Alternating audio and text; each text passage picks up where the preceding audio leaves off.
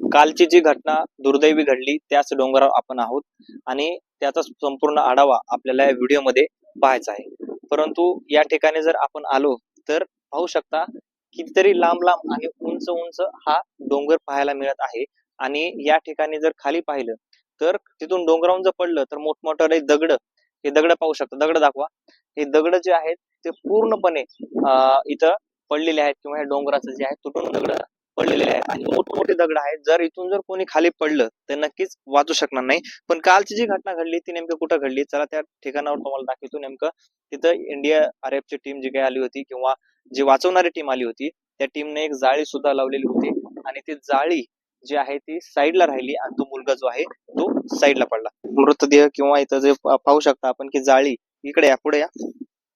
जाळी जी NDRFच्या टीमने लावलेली होती किंवा जी तिथं त्याला वाचवण्यासाठी पोलिस भरपूर आलेले होते किंवा त्यांची टीम जी आली होती त्यांनी प्रयत्न भरपूर केले, मात्र ते प्रयत्न कुठेतरी असमर्थ झालेले आहेत. तिथून जे आहे ते वरच्या भागाला तो मुलगा उभारलेला होता सुरुवातीला आणि म्हणून इथं जी आहे ती जाळी टाकली होती. मात्र त्याचा अँगल जो आहे तो या ठिकाणाहून या ठिकाणी चेंज झाला आणि तो मुलगा इथं जी जाळी लावलेली आहे ही जाळी त्या जाळीच्या शेजारीच म्हणजे अगदी इथं पडल्यामुळे मुलगा आणि वडील हे दोघ जण इथं पडले आणि त्यांचं जे काही बघू शकता आपण इथं चप्पल अजून सुद्धा आपल्याला पाहायला मिळत आहे आणि अतिशय दुर्दैवी. त्याच्यानंतर मग आपल्याला माहिती आहे त्याच्या आईनं सुद्धा उडी टाकलेली आहे आणि त्याची आई सुद्धा या जगातून निघून गेली. कारण तिला वाटलं असेल की आता आपले मुलगा आणि आपला वडील जे आहे भावनेच्या भरामध्ये त्या आईनं सुद्धा पाठीमागून उडी घेतली आणि प्रत्यक्षदर्शीच्या जे आहे त्या डोळ्यातून खऱ्या अर्थानं भावना किंवा पाणी त्या ठिकाणी आलेलं होतं, पण कोणीही तिथं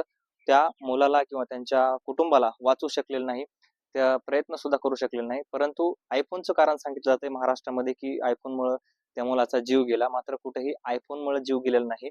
कारण ते सरपंच जे तिथं उभा होते त्यांनी स्वतः सांगितलं की ते सरपंच म्हणत होते की बघ माझ्याकडे एक साधा फोन आहे नोकियाचा, तरी सुद्धा मला काय वाटत नाही मी सरपंच असून, पण तुझ्याकडे आता तू 18 वर्षाचा सुद्धा नाहीस, पण तुझ्याकडे iPhone 16 Pro आहे, म्हणजे तुझ्याकडे खूप चांगला आहे, तुझे आई वडील चांगले आहेत. अशा प्रकारचं तुझे जे काही वडिलांसोबत भांडणं आहेत, त्यांचे काहीतरी वडिलांचे भांडणं होते किंवा वडिलांसोबत काहीतरी बाचाबाची झाल्यामुळे त्या मुलानं आपल्याला आत्महत्या करायची म्हणून ठरवलं होतं किंवा वडिलांसोबत भांडण होते.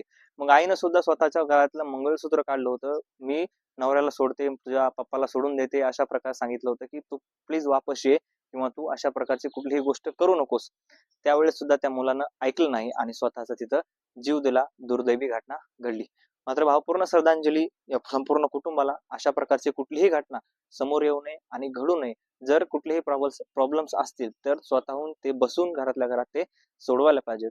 तुम्हाला काय वाटतं या सगळ्या गोष्टीबद्दल आणि या डोंगराबद्दल, भयान अशा प्रकारच्या घटनेबद्दल तुमचं मत कमेंटमध्ये नक्की कळवा.